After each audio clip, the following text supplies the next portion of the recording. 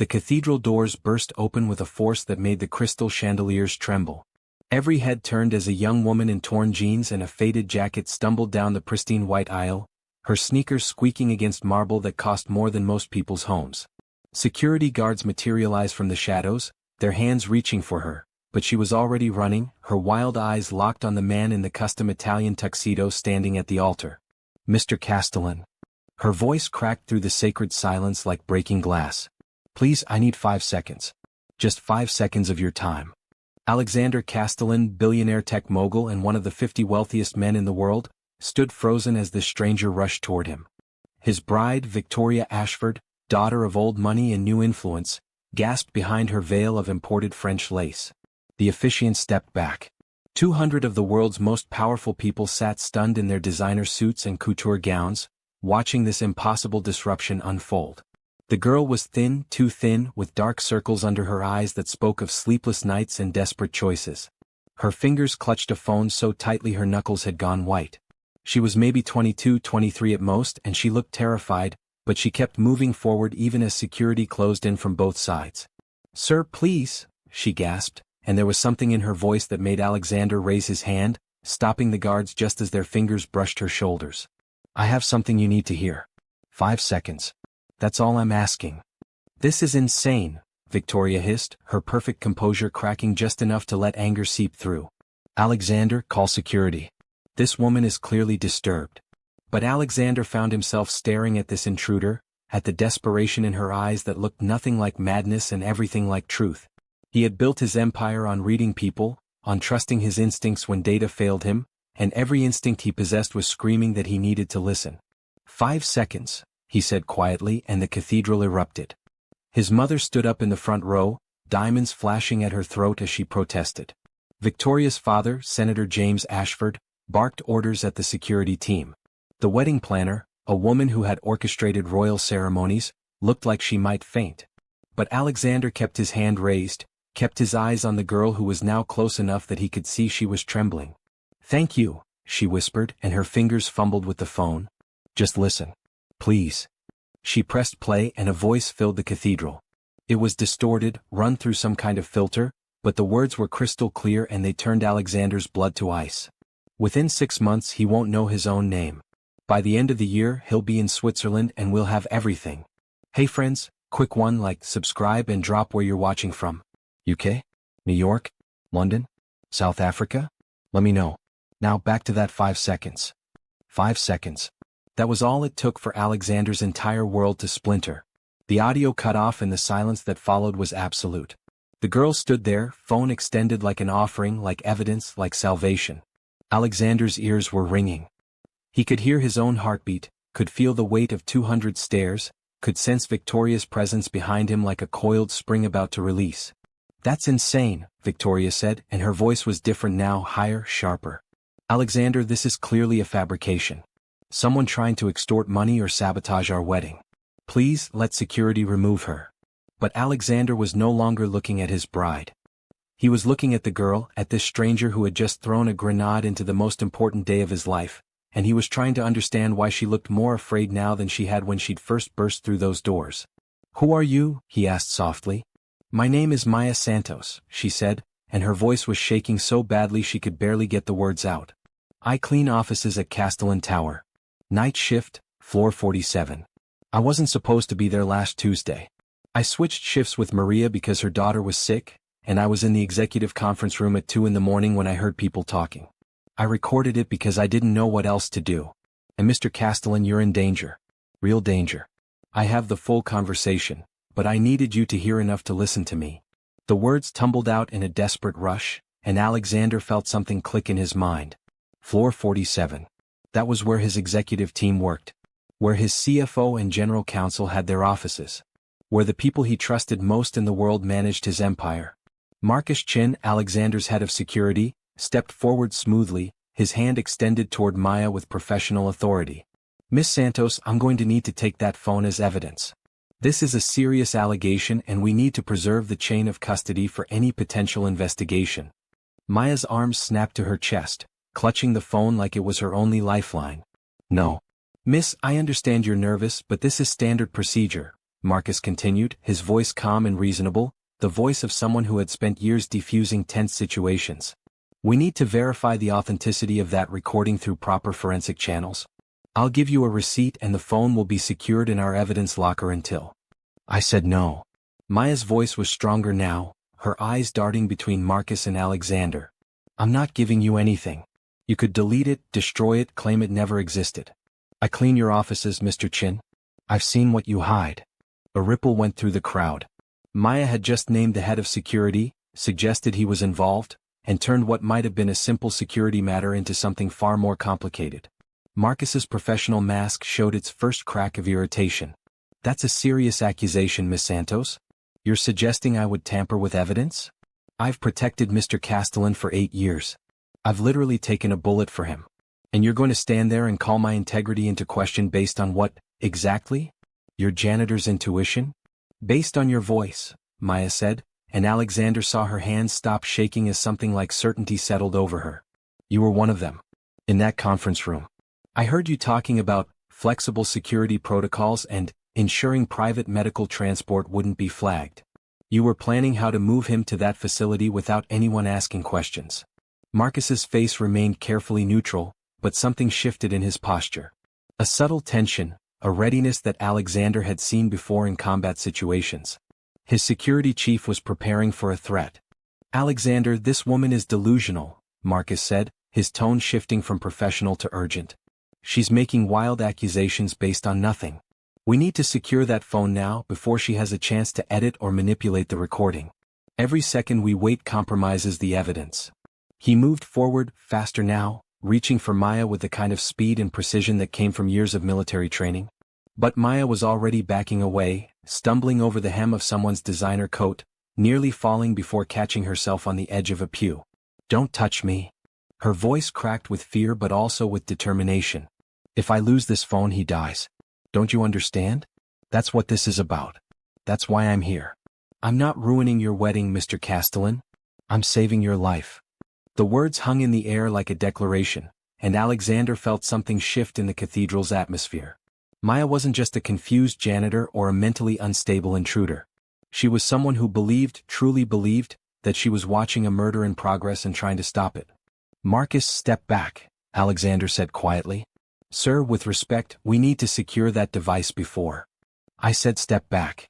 Alexander's voice cut through the cathedral like a blade, the tone he used in boardrooms when he needed absolute compliance. Maya keeps her phone. Marcus's jaw tightened, his hand still extended toward Maya, and for a long moment Alexander wondered if his head of security was actually going to obey. Then Marcus retreated, but his eyes never left Maya's phone, and Alexander saw in that focused intensity something he'd never noticed before. Not concern for Alexander's safety. Not professional frustration at broken protocol. It was the look of someone whose plan was starting to unravel, whose carefully constructed scheme was being exposed by the most unlikely person imaginable. Victoria moved then, placing her hand on Alexander's arm with perfect, practiced concern. Her touch was gentle, her expression worried, everything about her body language designed to convey loving care. Darling, you look pale. This is all so stressful. Maybe we should take a moment, let you catch your breath before we continue. She turned to someone in the front row, gesturing them forward with a subtle wave. A man in his 60s rose smoothly, his movements conveying authority and medical competence. He wore an expensive suit under a long white coat, and his silver hair was perfectly groomed. His hands were steady, his expression calm and reassuring, the epitome of a trusted family physician. Dr. Whitmore is here, Victoria said, her voice dripping with care. He's been my family's physician for 20 years. Delivered my younger sister, treated my grandmother through her final illness. Let him just give you something to help you stay calm through this. You're clearly under tremendous stress and that's not good for your blood pressure. Dr. Whitmore approached with a reassuring smile, already reaching into his medical bag with practiced efficiency. Mr. Castellan, I completely understand your distress. What's happening here is highly irregular and emotionally challenging. I have a mild anxiolytic that will help take the edge off without impairing your judgment in any way. Just something to help you think clearly through this situation. He produced a small pill bottle, shaking out a single white tablet into his palm. It looked innocuous, harmless, exactly like the kind of medication millions of people took every day for anxiety. Maya's voice cut through the moment like a gunshot. Don't take that pill. Everyone turned to look at her. She was staring at Dr. Whitmore with wide, horrified eyes, her face drained of all color, her entire body rigid with recognition and fear. Excuse me? Dr. Whitmore's tone remained gentle, but there was an undertone of steel now, the voice of authority questioning impertinence. Young lady, I don't believe we've been introduced. I'm Dr. Richard Whitmore, and I've been practicing medicine for 35 years. I think I know what's appropriate in a medical situation. I said don't take that pill. Maya's voice was shaking but determined, her eyes never leaving the doctor's face. I know you. I recognize your voice from the recording. You were talking about introducing medications gradually, about neurological symptoms that would be blamed on genetic predisposition and stress. You said, she closed her eyes, clearly trying to remember exact words. You said, the beauty of benzodiazepines is that they're so commonly prescribed that no one questions them, and the cognitive side effects can be attributed to dozens of other causes. Dr. Whitmore's face remained perfectly composed, the mask of professional competence never slipping, but something changed in his eyes. A coldness, a calculation, the look of someone reassessing their strategy in real time. That's a very specific accusation based on a distorted recording. I've never said any such thing. And frankly, your behavior right now, the paranoia, the wild accusations, the resistance to medical help, suggests you might be experiencing a psychotic episode. That's nothing to be ashamed of, but it does mean we need to take your allegations with appropriate skepticism. You're wearing a blue tie with gold threading, Maya continued, her voice gaining strength. In the recording, someone mentioned that exact tie. Said it was distinctive, that you wore it to important meetings because it was a gift from a grateful patient. You're wearing it right now. Alexander looked down at Dr. Whitmore's tie. Blue silk with fine gold thread woven through it in an intricate geometric pattern. Unusual, distinctive, memorable. Exactly the kind of detail that would stick in someone's memory. What's in the pill? Alexander asked quietly, his eyes locked on the doctor's face. Lorazepam 2 milligrams. Perfectly safe and commonly prescribed for acute anxiety. I've prescribed it thousands of times. Dr. Whitmore's tone was patient, professional, but there was a hint of irritation now. Mr. Castellan, surely you're not going to let this woman's delusions affect your judgment. I'm offering you legitimate medical care during a stressful situation. That's all. Then you won't mind if we have it tested before I take it. Alexander held out his hand. Give me the pill and I'll have my independent medical team analyze it. If it's exactly what you say it is, no harm done. Dr. Whitmore's smile never wavered, but his hand closed around the pill instead of extending it to Alexander. That's unnecessary and frankly insulting. My reputation speaks for itself. I've treated senators, CEOs, Supreme Court justices. The idea that I would attempt to harm a patient is not only absurd, it's actionable. I could sue you for defamation just for entertaining this woman's ravings. My mother didn't think they were ravings, Maya said, and her voice broke on the words. My mother was Elena Santos. She worked as a housekeeper for your family for 15 years, Dr. Whitmore. When she found irregularities in your household accounts, payments to offshore accounts, unexplained transfers, she reported them to your wife. 2 weeks later she was fired. 3 weeks after that she started showing symptoms. Neurological issues, tremors, cognitive decline. You examined her yourself. Told her it was early-onset dementia, nothing to be done. She died 6 months later. The cathedral had gone completely silent. Even the senator had stopped trying to interrupt, his face frozen in an expression of growing horror as he realized where Maya's story was going. I didn't understand then, Maya continued, tears streaming down her face now but her voice steady and strong. I thought it was just terrible luck, just genetics, just one of those tragedies that happen to people who can't afford the best medical care. But when I heard that recording, when I heard you talking about the exact same symptoms you were planning to induce in Mr. Castellan, I understood. You killed my mother. You murdered her because she saw something she wasn't supposed to see, and you used your medical knowledge to make it look natural. And you were going to do the exact same thing to him. Dr. Whitmore's professional mask was cracking now, hairline fractures appearing in his composed expression. That's a slanderous accusation with no basis in fact. Your mother had a tragic illness. I tried to help her. The fact that you're now weaponizing her death to support some conspiracy theory is deeply disturbing and frankly disgusting. Then explain the tie, Maya shot back. Explain why you're here today with a pill ready, even though Mr. Castellan showed no signs of distress until I arrived. Explain why you're so insistent that he take it right now before anyone can test it. Explain? Enough. Senator Ashford's voice boomed through the cathedral, cutting through Maya's accusations with practiced authority. He stood up from his seat in the front row, his imposing figure commanding immediate attention, his presence filling the space the way only a man who'd spent decades in public life could manage. This has gone far enough. This delusional woman has disrupted my daughter's wedding, made baseless accusations against respected professionals, and is now attempting to manipulate Mr. Castellan with emotional appeals based on tragic coincidences and paranoid fantasies. He turned to address the crowd, and Alexander watched him work the room like the skilled politician he was, making eye contact with key people, using his voice to project confidence and control. Ladies and gentlemen, I apologize for this disruption. What you're witnessing is a mentally unstable individual having what appears to be a psychotic break.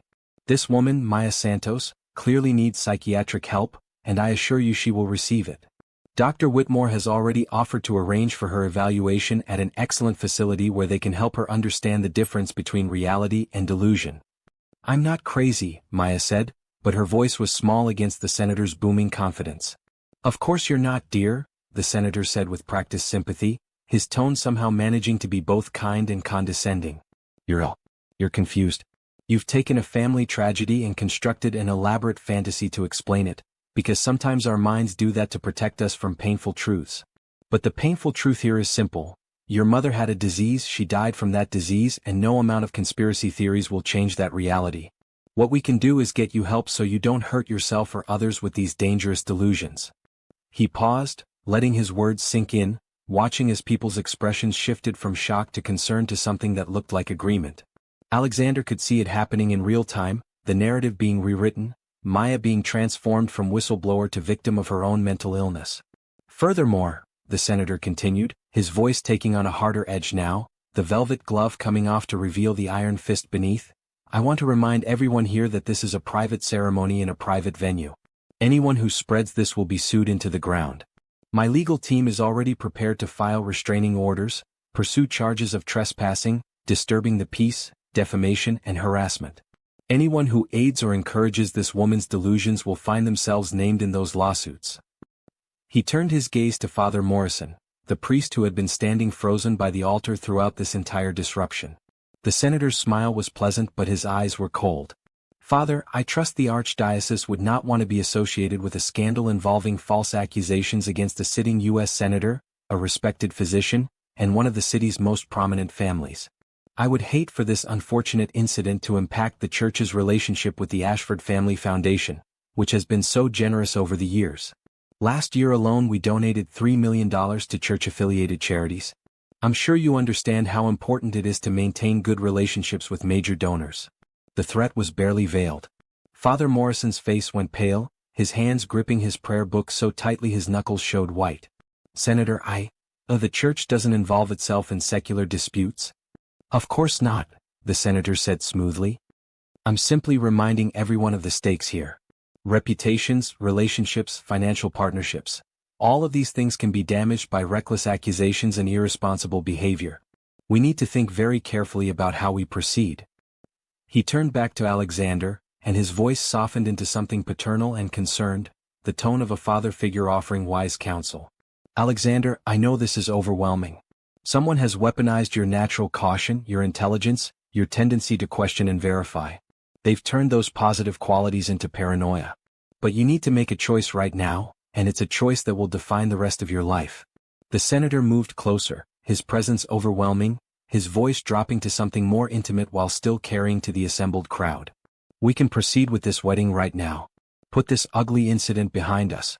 Begin our life as a family, united against the kind of chaos and uncertainty that people like Miss Santos represent.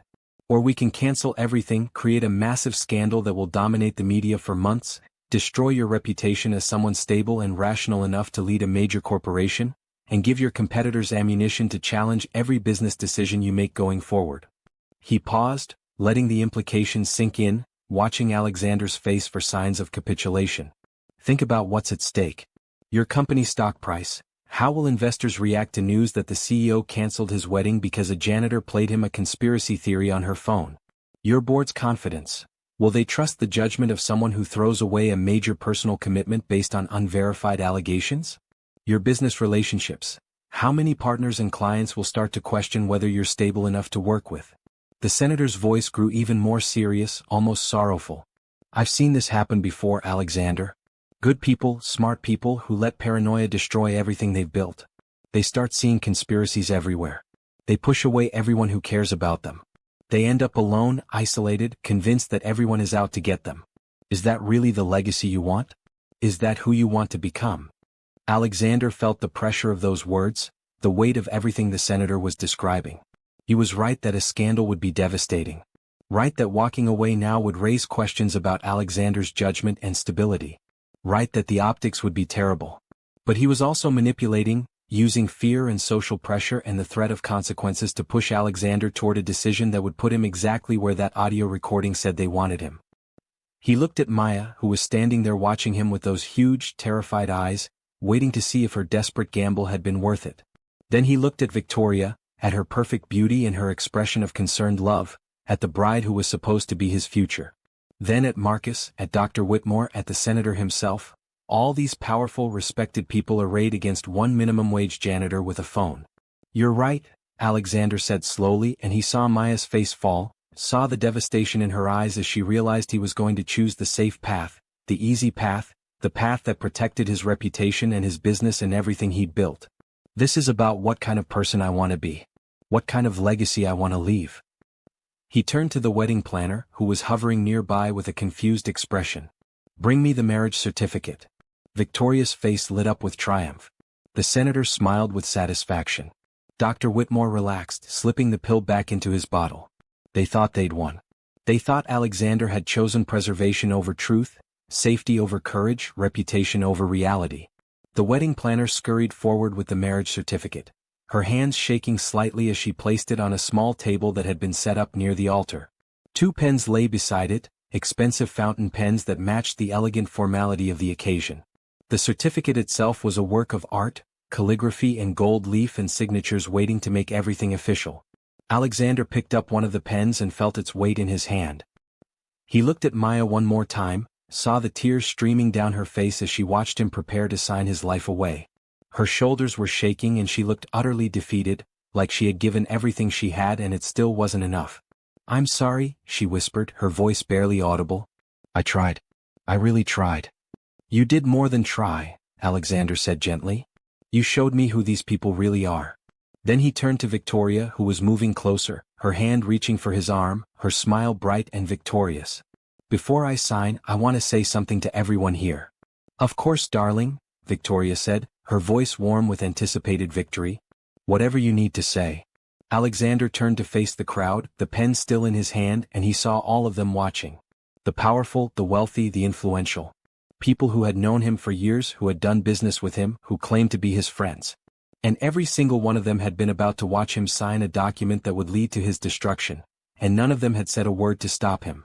I want to thank everyone for coming today to witness what should have been the happiest moment of my life, Alexander began, his voice calm and clear. I want to thank Victoria and her family for their, let's call it their dedicated attention to my personal and professional affairs. And I want to thank Maya Santos for having more courage in 5 seconds than anyone else in this cathedral has shown in years. The senator's smile faltered. Victoria's hand stopped halfway to Alexander's arm. Marcus shifted his weight, preparing for something, though what exactly wasn't clear yet. Because here's what I realized as I stood here listening to all of you, Alexander continued. Maya had nothing to gain by coming here. She could have sold that recording to the media for a fortune. Audio proof of a plot to incapacitate a billionaire. She could have used it for blackmail, could have demanded a payoff to stay quiet. She could have done nothing at all, kept cleaning offices, protected herself from any risk. Instead, she walked into a room full of the most powerful people in the country and risked everything, her job, her safety, her freedom, to tell me the truth.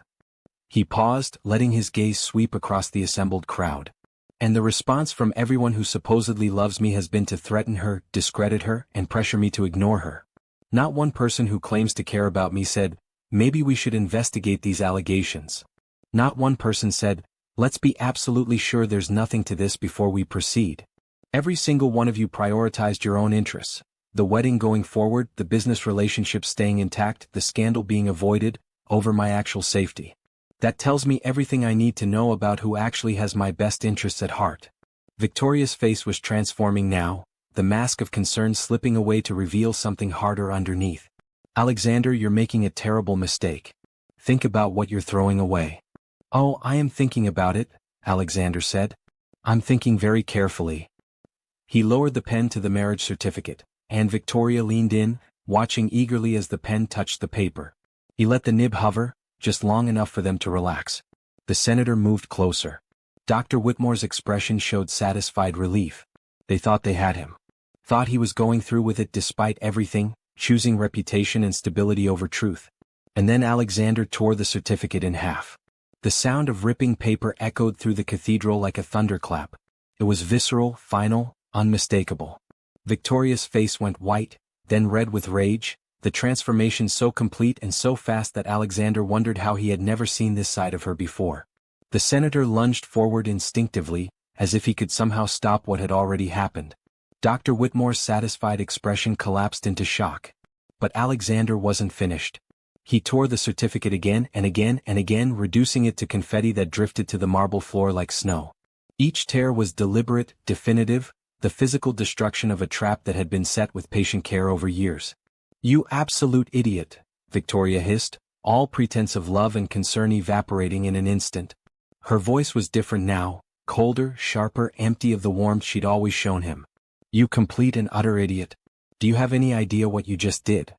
"I just saved my own life," Alexander replied calmly. "Seems like a reasonable choice." "You destroyed your reputation." Victoria's composure was completely gone now, her face twisted with rage and frustration. "Do you think anyone will ever trust you again after this? Do you think your board won't question your judgment? Do you think?"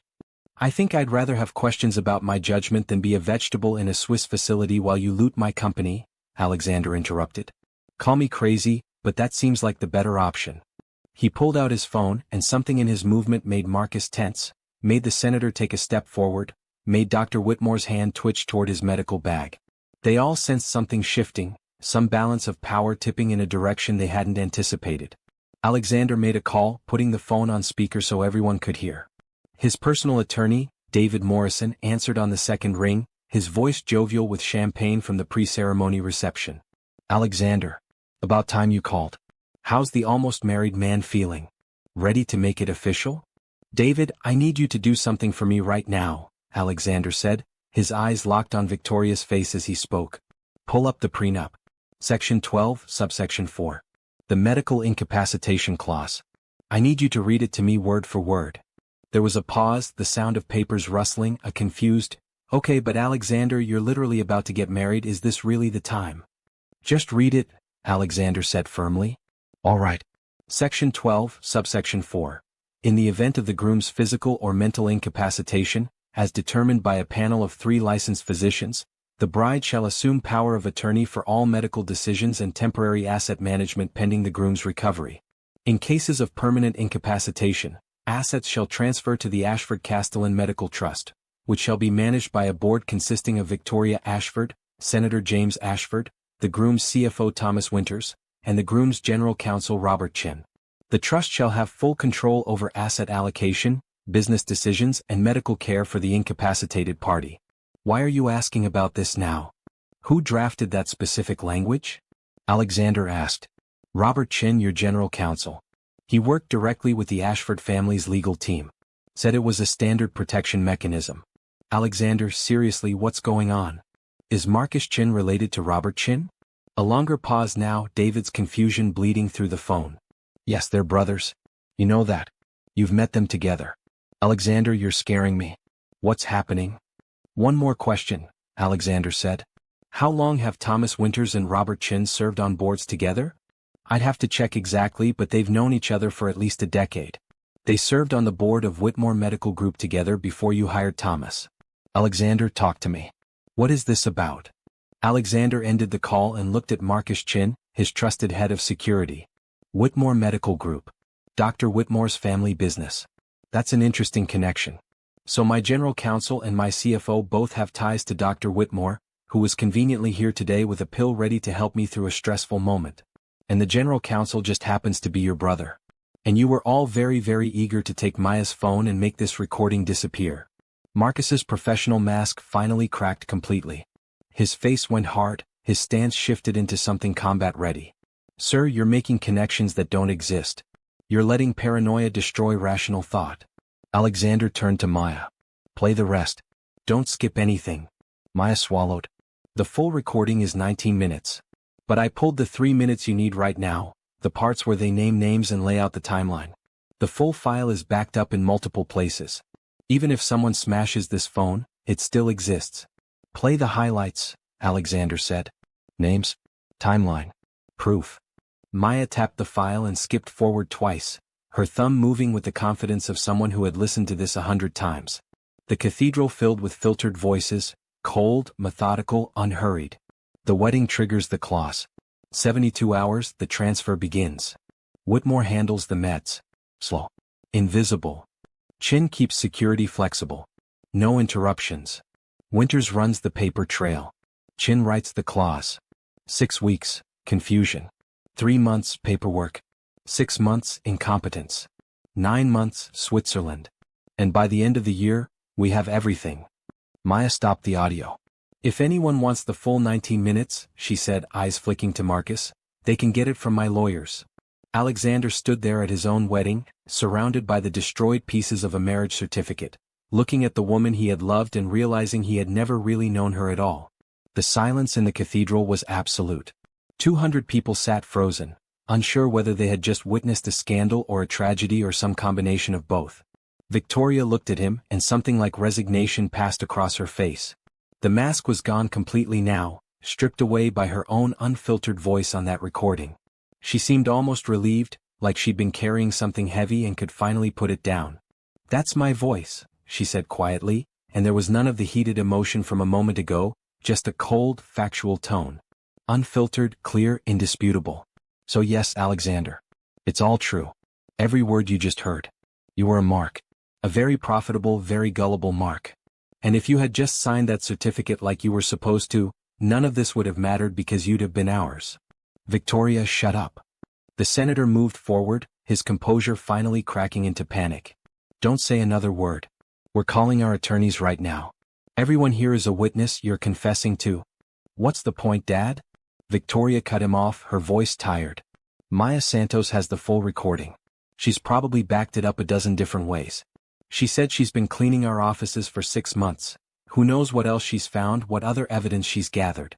The moment that audio goes public, this whole thing unravels whether I confess or not. We lost. Sometimes you lose. She turned back to Alexander, and there was something almost like respect in her expression now. You want to know why? Why we did this? Fine. I'll tell you everything. Victoria, I'm ordering you to stop talking, the senator said, but his voice had lost its authority, become desperate and afraid. Victoria ignored him, her attention focused entirely on Alexander. My father has gambling debts. $200 million worth, accumulated over 15 years of trying to maintain a lifestyle his Senate salary couldn't begin to support. He owes money to the kind of people who don't forgive late payments, who don't accept bankruptcy, who solve debt problems by making debtors disappear. He needed cash, lots of it, quickly, in ways that wouldn't show up in financial disclosures or campaign finance reports. She gestured toward Dr. Whitmore, who had gone completely pale. The Whitmore family needed money to settle multiple malpractice cases that would have destroyed their medical group's reputation and their fortune. Not one case, multiple. A pattern of negligence and cover-ups that was about to become public. They needed enough money to make victims go away quietly, to hire the kind of lawyers who can bury evidence, to rebuild their reputation after the scandals broke. Her gaze shifted to Marcus, who stood frozen like a statue. Robert and Marcus Chen's family defaulted on loans from a criminal syndicate in Hong Kong. Not small loans, generational debt that goes back decades. The kind of debt where if you don't pay, your entire family suffers. Children, parents, grandparents. Everyone. They were given a choice. Betray you or watch their family disappear one person at a time. They chose survival. Finally, she looked back at Alexander. And me? I needed to secure a future that didn't depend on being a politician's daughter, didn't depend on marrying well and hoping for the best. I wanted real wealth, real power, real security that no one could take away. We all needed something from you, Alexander. And you had so much, more than any one person could possibly need or use. So we found each other, all of us desperate people with different problems, and we found a mutually beneficial solution. We'd take what you had and use it to save ourselves. By destroying me, Alexander said flatly. By incapacitating you, Victoria corrected with clinical precision. There's a difference. You'd have lived for decades in that Swiss facility. Comfortable rooms, excellent food, professional medical care around the clock. We're not monsters. We wouldn't have hurt you beyond what was necessary. You just wouldn't have been able to control your fortune anymore. And honestly, given how oblivious you were to everything happening around you, would you really have noticed the difference? You'd have been happy in your medicated confusion. Isn't that a kind of mercy? The words were so cold, so completely devoid of empathy, that Alexander felt something freeze in his chest. This wasn't just a failed conspiracy. This was a glimpse into a mind that could rationalize anything, that could call destruction mercy and pretend it was kindness. How long, he asked quietly, how long were you planning this before we met? Victoria actually smiled, a small, satisfied expression. 3 years of planning. 2 years of execution. The first year we spent researching you, your habits, your weaknesses, your vulnerabilities. We learned that you wanted love but didn't trust it, that you'd been hurt before and built walls but desperately wanted someone to get through them. So we engineered the perfect approach. I became everything you wanted. Beautiful but not intimidating, intelligent but not threatening, interested in your work but not opportunistic about your money. I studied you like a thesis project and crafted myself into your ideal partner. She laughed, the sound bitter and somehow also proud. Our first meeting at that charity gala? Not an accident. I knew you'd be there, knew which room you'd visit based on your donation history and personal interests, knew exactly what to wear and say to catch your attention. You thought you were pursuing me but I was hunting you the entire time. And it worked perfectly because you wanted so badly to believe in the fantasy I was selling. Alexander felt sick. Every memory of their relationship was being rewritten in real time, every moment he had treasured revealed as manipulation, every word of love exposed as calculated deception. The proposal in Santorini, she'd probably suggested the location knowing it would appeal to his romantic nature. The nights they'd stayed up talking about their dreams, her gathering intelligence while pretending to share intimacy. The way she'd integrated herself into his business life, positioning herself to have access and influence when the plan moved forward. Why are you telling me all this? Alexander asked because that was the part that still didn't make sense. She could have denied everything, maintained the pretense, played the wounded fiancé who was being slandered by a disturbed janitor. Instead, she was confessing everything with something that looked like satisfaction, like she was proud of the scheme she'd constructed. Because it doesn't matter anymore, Victoria said simply. That recording is enough to start an investigation that will unravel everything whether I confess or not. Because I'm smart enough to know when a plan has failed and stupid enough that I want you to understand just how thoroughly you were played. And because, she paused, and for just a moment something that might have been genuine emotion flickered across her face, because I'd rather control the narrative of my own downfall than be destroyed by someone else's version of it. If this is ending, it ends on my terms with my truth, not with me crying and denying while the evidence piles up around me. She pulled off her engagement ring, the 10-carat diamond that had cost Alexander $2 million and represented what he'd thought was their future. She set it on the altar between them with a definitive click, the sound of something expensive being discarded. For what it's worth, she said softly, and she actually sounded sincere for the first time since the mask had come off, parts of it were real. I did enjoy the time we spent together. You're a good man, Alexander. Kind, generous, idealistic. Those are wonderful qualities. They're just not survival qualities. You wanted to believe in love so badly that you made yourself vulnerable. That's not a crime. It's just a weakness. And in this world, weakness gets exploited. That's not personal. It's just how things work. Before Alexander could respond, before he could even process what she just said, Maya's voice cut through the moment. It's not uploaded yet, but it will be. Everyone turned to look at her. She was still holding her phone, but she had taken something out of her jacket pocket, a small USB drive that she held up for everyone to see. This recording is backed up in 3 different cloud services, on 5 different physical drives, and in the hands of 2 different attorneys with instructions to release it if anything happens to me, Maya said, her voice steady and strong now, all trace of fear gone. I've also uploaded copies to time-release services that will automatically send the files to major media outlets if I don't check in every 72 hours. If I die, if I disappear, if anything happens to me at all, this goes public automatically. You can't threaten me into silence because I'm not the only one with the evidence anymore. She looked directly at Senator Ashford. And I have something else. My mother kept copies of what she found in the Whitmore household. Bank statements, transfer records, emails discussing how to hide money from the IRS and campaign finance authorities. She gave them to me before she died. Told me to keep them safe. I didn't understand why at the time, but now I do. She knew. She understood what they'd done to her, and she wanted to make sure there was evidence left behind. The senator's face had gone the color of old snow. You're bluffing. Am I? Maya pulled out her phone again, navigating to a cloud storage folder. She held it up so he could see the screen. Dozens of files, all labeled with dates and account numbers, all stored safely beyond his reach. I've been adding to her collection for 6 months. Every night I cleaned those offices, I looked for evidence. Document images, email screenshots, overheard conversations. I have files on all of you. Everything you've done, everything you're planning. And it's all backed up the same way as the audio recording. Untouchable. Marcus Chin moved then, faster than Alexander had ever seen him move, lunging toward Maya with clear intention to grab her phone, to seize the evidence, to regain some form of control. But he had forgotten for a moment that he was in a cathedral full of people, many of them security professionals themselves, and his sudden movement triggered instinctive reactions. 2 men in dark suits reacted instantly, moving like they'd done this before, like their bodies had been trained to respond faster than their minds. They intercepted Marcus mid-lunge, each grabbing an arm with brutal precision. Marcus fought hard, military instincts flashing in every twist and strike, but the 2 men didn't flinch. Within seconds he was face down on the marble floor, wrists pinned behind him. Someone in the crowd whispered, stunned, "That's security, Real security. Get off me." Marcus snarled, his professional composure completely shattered. "You don't understand what you're doing. She has evidence that could expose privileged corporate material, medical files, legal documents." "What I have," Maya said coldly, looking down at the man who had been part of the conspiracy to kill his own employer, "is proof that you're a traitor. That you were going to help murder the person you swore to protect. Nothing you say matters anymore." Somewhere in the crowd, someone was already on the phone, whispering to 911. The cathedral doors burst open again, but this time police officers poured in, uniforms first, then plainclothes behind them that moved with practiced efficiency. They spread through the space, taking positions, assessing the situation with professional speed.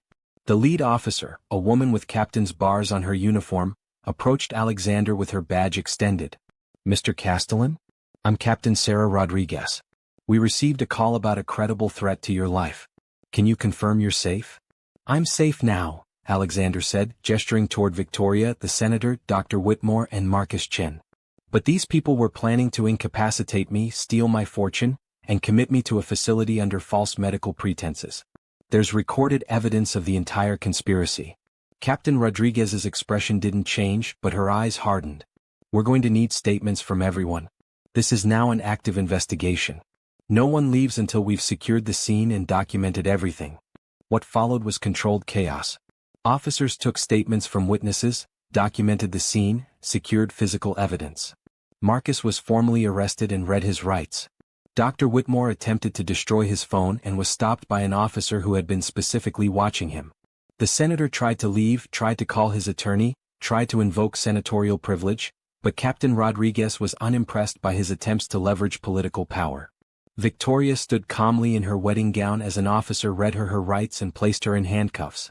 The cuffs looked grotesque against the white silk and lace, a surreal image that photographers were already capturing through the cathedral windows despite police attempts to maintain security. She looked at Alexander one last time before they led her away.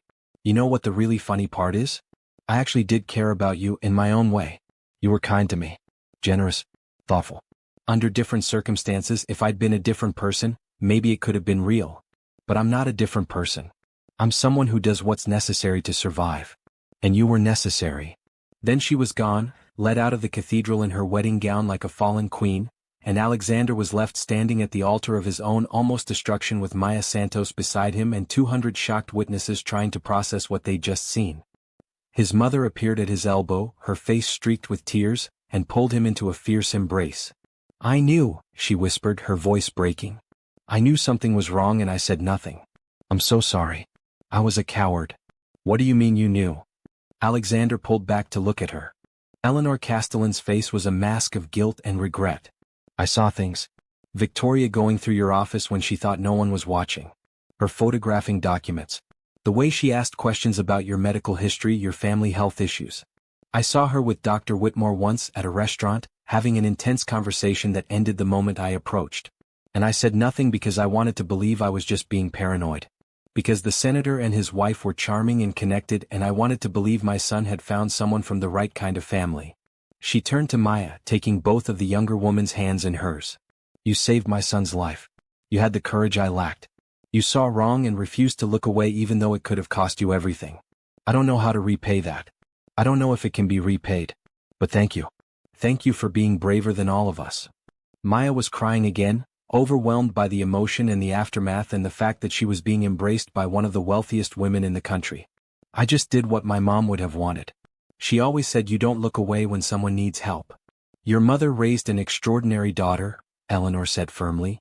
And we're going to make sure her legacy is honored. Whatever you need, whatever we can do, please tell us. 5 months later, the cathedral was quiet again, empty, echoing like it had finally exhaled. Alexander stood in the same place he had almost died without dying, hands shoved deep into the pockets of a plain coat. No cameras. No guests. No vows. Just marble and silence. Maya stood beside him, not in torn jeans this time, but with the same stubborn posture. The posture of someone who refused to look away. You ever think about how close it was? Alexander asked. Maya didn't answer immediately. She reached into her pocket, pulled out her phone and held it up between them. 5 seconds, she said quietly. That's all you gave me. Alexander stared at the screen like it was a loaded weapon. Play it, he said. She hit play. The distorted voice filled the empty cathedral, colder in the silence than it had been that day. Within 6 months he won't know his own name. By the end of the year he'll be in Switzerland, and we'll have everything. Maya stopped it before the echo could fade. The quiet returned like a wave. Alexander swallowed, throat tight. If you hadn't come? I know, Maya said. Then her voice softened just slightly. My mother used to say evil survives on one thing. People deciding it's not their problem. Alexander looked down at the altar where the ring had landed with that definitive click. He could still see it in his mind. A $2 million symbol tossed aside like trash. He turned to Maya. They offered you the world's safest option. Silence. You chose the most dangerous one. Maya's eyes glistened, but she didn't cry. I chose the right one. Alexander nodded once, like a decision finally locking into place. I'm starting it tomorrow, he said. The foundation paperwork. The legal protection. The medical fund. All of it. Maya blinked. Tomorrow? Not someday, Alexander said. Tomorrow. Because 5 seconds is all it takes to lose everything, and I'm done wasting time pretending I didn't learn that. Maya stared at him for a long moment, then gave a tiny, exhausted smile, the kind that comes from surviving something that should have crushed you. Okay, she whispered. Then we build.